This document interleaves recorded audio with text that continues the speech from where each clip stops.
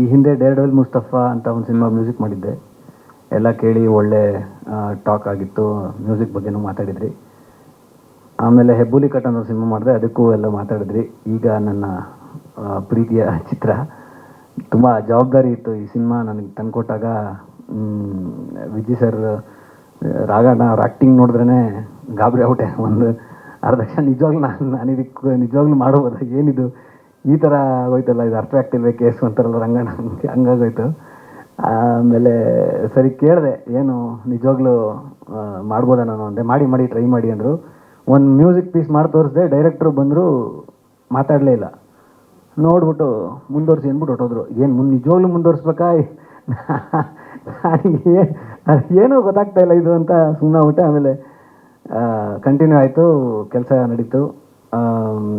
ಆಮೇಲೆ ನೀವು ನೋಡಿರೋ ಎಲ್ಲ, ಇಲ್ಲಿ ತನಕ ನೋಡಿರೋ ಎಲ್ಲ ಪೀಸಸ್ನ ಮಾಡೋಕ್ಕೆ ಸ್ಫೂರ್ತಿ ಕೊಟ್ಟಿದ್ದೆ ಡೈರೆಕ್ಟ್ರ್ ಅಗೇನ್. ಆಮೇಲೆ ಶಶಾಂಕ್ ಅವರು ಹಾಕೊಂಡು ರುಬ್ಬಿದ್ದಾರೆ. ಇವ್ರು ಎಡಿಟ್ ಮಾಡಿದಾಗ ಸ್ವಲ್ಪ ಬೇರೆ ಮ್ಯೂಸಿಕ್ ಡೈರೆಕ್ಟ್ರೆಲ್ಲ ಸ್ವಲ್ಪ ಎಚ್ಚರವಾಗಿರಿ, ಅವರು ರುಬ್ಬೋ ಕಾರ್ಯಕ್ರಮ ಇರುತ್ತೆ, ಇವ್ರು ಸ್ವಲ್ಪ ಚೆನ್ನಾಗಿ ರುಬ್ತಾರೆ. ಆಮೇಲೆ ಆಲ್ಸೋ ಇನ್ನೊಂದು ಸರ್ಪ್ರೈಸ್ ಅಂದರೆ, ನನ್ನ ಫೇವ್ರೆಟ್ ವಿಷಯ, ವಿಜಯ್ ಸರ್ಗೆ ಕಾಟಕೋಟೆನೋ ಮಾಡಿಸ್ಕೊಂಡಿದ್ದೀನಿ. ಅದು ಇಷ್ಟರಲ್ಲೇ ಡೈರೆಕ್ಟ್ರು ಪ್ರೊಡ್ಯೂಸರ್ ಹೇಳ್ತಾರಲ್ಲೋ ಗೊತ್ತಿಲ್ಲ, ನಾನು ಹೇಳ್ತಿದ್ದೀನಿ. ವಿಜಯ್ ಸರ್ಗೆ ಹಿಂಸೆ ಕೊಟ್ಟು ಏನೋ ಒಂದು ಕೆಲಸ ಮಾಡಿಸ್ಬಿಟ್ಟಿದ್ದೀನಿ ವಿಜಯ್ ಸರ್ ಕೈಲಿ. ಅದು ಇಷ್ಟರಲ್ಲೇ ನೆಕ್ಸ್ಟ್ ಮೋಸ್ಟ್ಲಿ ರಿಲೀಸ್ ಅದೇ ಅನಿಸುತ್ತೆ, ನೋಡೋಣ. ಅದು ನಿಮಗೆಲ್ಲ ಇಷ್ಟ ಆಗ್ಬೋದು. ತುಂಬ ತುಂಬ ಪ್ರೀತಿಯಿಂದ ರಾಗಣ್ಣ ಆಡ್ಕೊಟ್ಟಿದ್ದಾರೆ ಅಷ್ಟೇ. ಇದಕ್ಕೆ ಮೇಲೆ ನಾನೇ ಮ್ಯೂಸಿಕ್ ಡೈರೆಕ್ಟ್ರು, ಸೊ ಏನು ಹೇಳೋಕ್ಕೇನಿಲ್ಲ. ಸರ್ 3 ಸಾಂಗ್ ಇದೆ. ಒಂದು ತುಂಬ ರೂಟೆಡ್ ಸಾಂಗು, ಇನ್ನೊಂದೊಂದು ಲವ್ ಬಿಟ್ಟಿದೆ, ಲವ್ ಸಾಂಗ್ ಇದೆ. ಇನ್ನೊಂದು ಕ್ಲೈಮ್ಯಾಕ್ಸಲ್ಲಿ, ಒಂದು ಪ್ರೀ ಕ್ಲೈಮ್ಯಾಕ್ಸಲ್ಲಿ ಒಂದು ಸಾಂಗ್ ಬರುತ್ತೆ. ಅವ್ರ ಕೈಲಿ ಆಡ್ಸೋದ್ನ, ಅವ್ರಿಗೇನೋ ಕಾಟ ಕೊಟ್ಟಿದ್ದೀನಿ ಅಂತ ಹೇಳಿದೆ ಅಷ್ಟೇ. ಇಲ್ಲ, ಅದು ಗೊತ್ತಿಲ್ಲ ಸರ್, ನನಗೆ ಆಡ್ಸಿದ್ನ ಗೊತ್ತಿಲ್ಲ, ನನಗೇನು ಗೊತ್ತಾಗ್ತಾಯಿಲ್ಲ. ಆ ಥರದಕ್ಕೆ ಹೇಳೋಕ್ಕೆ ಗೊತ್ತಾಗ್ತಾಯಿಲ್ಲ ಸರ್. ರೀ ರೆಕಾರ್ಡಿಂಗು ಆ್ಯಕ್ಚುಲಿ ಇದು ಮುಂಚೆನೇ ಏನು ಸ್ವಲ್ಪ ಅರ್ಜೆಂಟಲ್ಲಿ ಮಾಡಬೇಕು ಅಂದಿದ್ರು.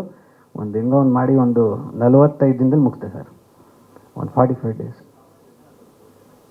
ಸರ್ ನಾನು ಮತ್ತು ನನ್ನ ಇನ್ನೊಬ್ಬ ನನ್ನ ಜೊತೆ ಕೆಲಸ ಮಾಡ್ತಾರೆ. ಮೋಸ್ಟ್ಲಿ ಹಂಗೆ ಆಗುತ್ತೆ. ಒಂದೊಂದು ಸಲ ಏನಾಗುತ್ತೆ, ಎಡಿಟ್ಗೆ ಹೋಗಿ ವಾಪಸ್ ಬರುತ್ತೆ, ರೀ ರೆಕಾರ್ಡಿಂಗ್ ಮಾಡಿ ಕೊಡ್ತೀವಿ, ಅದೇನೋ ಬೀಟ್ ಇಷ್ಟ ಆಗುತ್ತೆ, ಇನ್ನೊಂದು ದಿನ ಸ್ವಲ್ಪ ಕಟ್ ಮಾಡೋದಿರುತ್ತೆ. ಆ ಥರದ್ದು ಹೋಗಿ ಬರೋದ್ರಿಂದ ಸ್ವಲ್ಪ ಟೈಮ್ ಹಿಡಿಯುತ್ತೆ.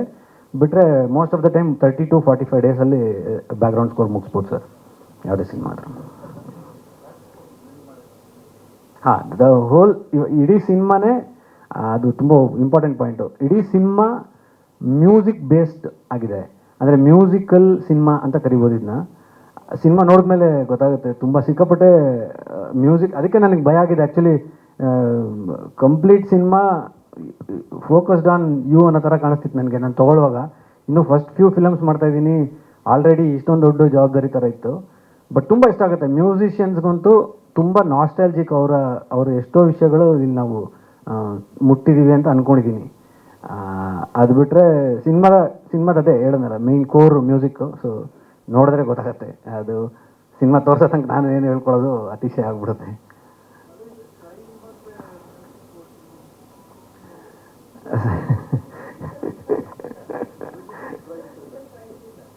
One of it's kind sir. ಹಂಗಾರೆ ಈ ಕ್ವಶನ್ಗೆ ಸರ್, ಮ್ಯೂಸಿಕ್ಕು ಕ್ರೈಮು ಬ್ಲೆಂಡ್ ಆಗ್ತದೆ ಅಂದರೆ ಒನ್ ಆಫ್ ಇಟ್ಸ್ ಕೈಂಡ್ ಅಂತ ಕರಿಬೋದು ಸರ್.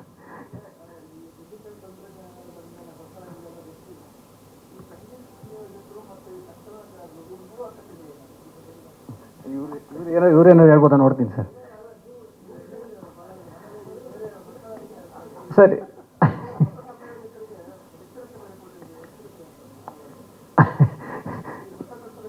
ಹೌದು ಸರ್.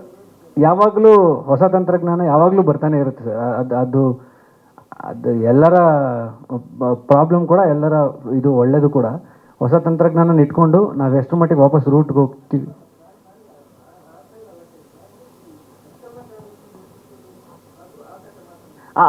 ಅದಂದರೆ ಸರ್, ನಾವೊಂದು ಮ್ಯೂಸಿಕ್ ಮಾಡಿರ್ತೀವಿ, ಸಂಕಲನಕಾರರಿಗೆ ಇಷ್ಟ ಆಗ್ಬಿಟ್ಟು ತೊಗೊಂಡೋಗಿ ಮತ್ತೆ ಅದಕ್ಕೆ ರೀಎಡಿಟ್ ಮಾಡಿ 1-2 ಬಾರ್ ಕಟ್ ಮಾಡಿ, ಇದೇನೋ ಕಟ್ ಮಾಡಿ, ಆ ಥರದ್ದೇನೋ ಆಗುತ್ತೆ.